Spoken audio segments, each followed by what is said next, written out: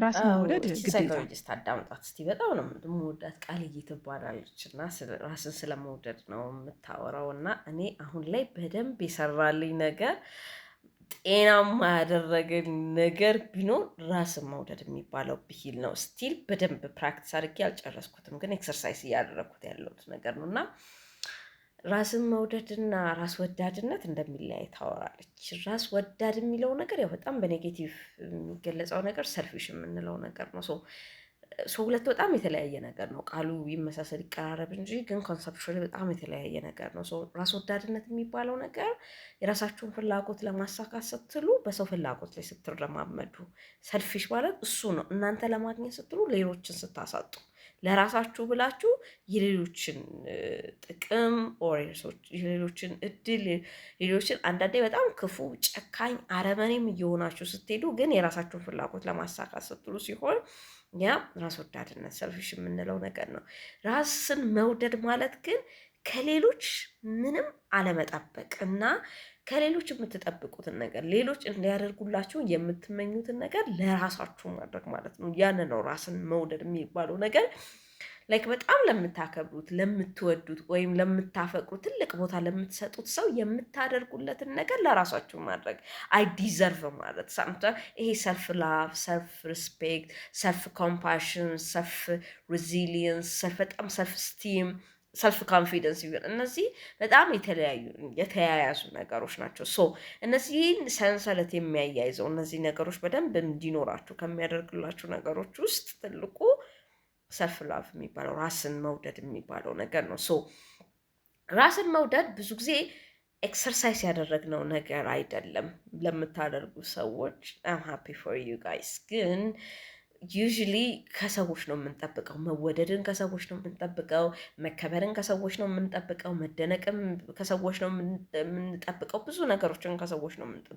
ያ ነገር ጠባቂ ያደርገናል። ኢሞሽናሊ ዲፔንድ ኦን ሳምባዲ ኤልስ ያደርገናል። እና ሌላ ሰው ራቲፋይ ካላደረገን በስተቀር ያ ነገር ልክ ሁሉ ላይ መስለን እንችላለን። ኦር በጣም ትክክል እንደሰራን ጥሩ እንደሰራን የምናውቀው የምናረጋግጠው ሌላ ሰው ሲያደንቀን ነው።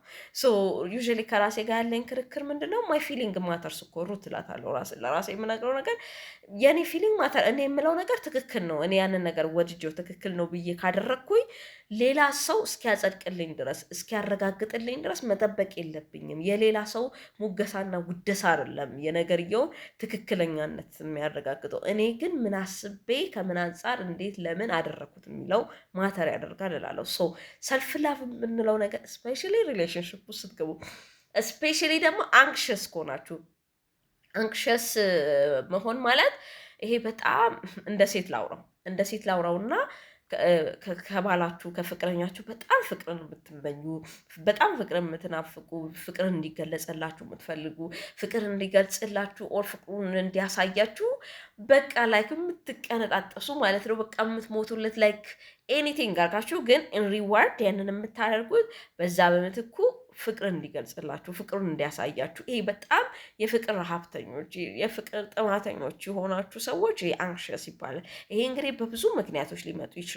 ግን ዋነኛ የሚባለው በልጅነት ፍቅርን አለማግኘት፣ የአባትን ፍቅር፣ የእናትን ፍቅር ወይ የሁለቱንም ፍቅር ወይ ከሁለቱ አንዱን ፍቅር አጥቶ ያ ያጣው የልጅነት አይምሮ ሁልጊዜ የሚሞላለትን ሰው ይፈልጋል። ሁልጊዜ ያንን ፓርት በመስጠት በቃ ፍቅር የሚገኘው በመስጠት ነው። የሆነ ነገር ባደርግለት ይሄንን ሰው ፍቅር ይሰጠኛል ማለት ነው። ፍቅር በነፃ የሚገኝ ነገር እንዳልሆነ አይምሮ ያስባል። እና ልክ የሆነ ስፔሻሊ ልክ ወደ ፍቅር ግንኙነት ስትገቡ ያኔ ያ ሰው የሆነ ፍቅር አሳይቷችሁ ከሆነ የገባችሁት ሁልጊዜ ያንን ፍቅር እንድትራቡት ያደርጋችኋል። እና ለዛ ፍቅር ደግሞ ዋጋ ትከፍላላችሁ።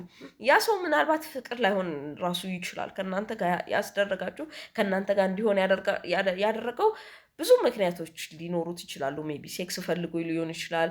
ሜቢ ጥሩ ስታተስ ምናምን ኖሮች ደግሞ ከአንቺ ጋር መታየት ፈልጎ ሊሆን ይችላል። ገንዘብ ፈልጎ ጎልዲገር ወንድ ገንዘብሽን ፈልጎ እሱን ፈልጎ ሊሆን ይችላል። አሮ ነው ብዙ አይነት ምክንያቶች አሉ። ውርስ ኖሮ ውርስሽን ሊወርስ ፈልጎ ሊሆን ይችላል። አሮ ነው ዲያስፖራ ምናምን ሆነው ደግሞ ወደ ውጭ ሀገር እንድትወስዱ ፈልጎ ይሆናል። ብቻ ሶ ሜኒ ፋክተር ሰዎች ከሰዎች ጋር የሚሆኑበት ሪሌሽንሽፕ ውስጥ የሚገቡበት ሌሚን ታይም ደግሞ ትሩ ፍቅርን ፈልገው ለትዳር ማስበው ደግሞ ያንን የሚያሳዩ ሰዎች አሉ። ግን ችግሩ የሚፈጠረው መቼ ነው?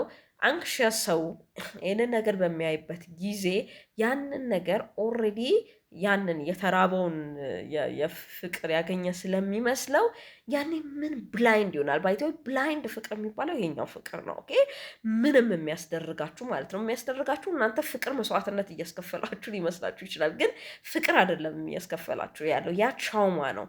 ያ በልጅነታችሁ ያጣችሁ ቻውማ ነው እንደዛ እያደረጋችሁ ያለው ማለት ነው። ይሄ ትዳር ውስጥም ይሄዳል።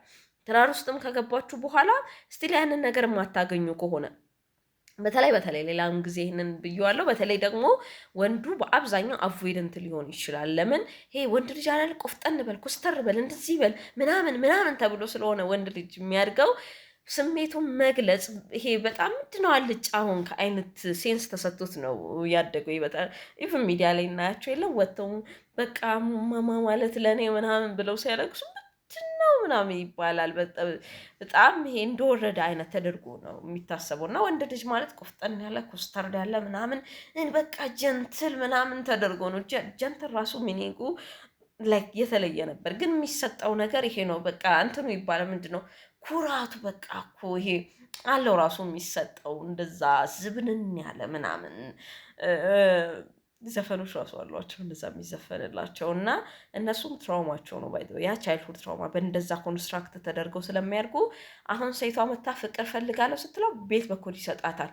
ከዛን እሷ ማለት ነው ለቤቷ እኮ ትለፋለች፣ እሱን ለማስደሰት ትጠራለች። በቃ ሰርፕራይዝ ሁሉ ልታደርገው ትጥራለች። በቃ ቤቷ ውስጥ ትደግማለች፣ ውጭ ትሰራለች ውስጥ። እሱ ግን ምንም ምላሽ የለውም። ምንም የሚሰጠው እሱ ያንን ሁሉ የምታደርገው እኮ ፍቅርን ፍለጋ ነው።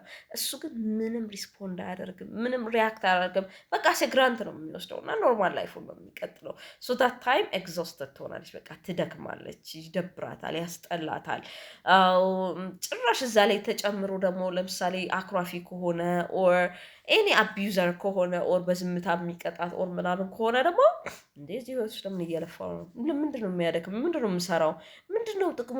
እዚህ ላይፍ ውስጥ ለምንድን ነው የምኖረው ትላለች። ማለት ላይክ ብለየው ከዚህ የባሰ ጉዳት አለው፣ ከዚህ የባሰ ሰፈር አደርጋለሁ፣ ለምንድን ነው ሰፈር እያደረግኩኝ የምኖረው ትላለች። እና በቃ መለየትን ነው የምትፈልገው። ከዛ በኋላ በዛ ፔን ውስጥ መቀጠል አትፈልግም። ተስፋ እንድትቆርጥ ያደርጋታል። ለዛ መፍትሄው ፍቺ አይደለም።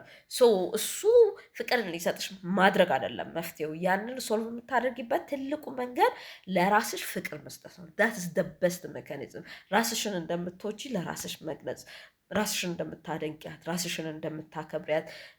ይሄ በጣም ለምትወጂው ሰው ለምሳሌ እሱ ፍቅርን እንዲሰጥሽ ብለሽ የምታደርጊለትን ነገር ለራስሽ ማድረግ።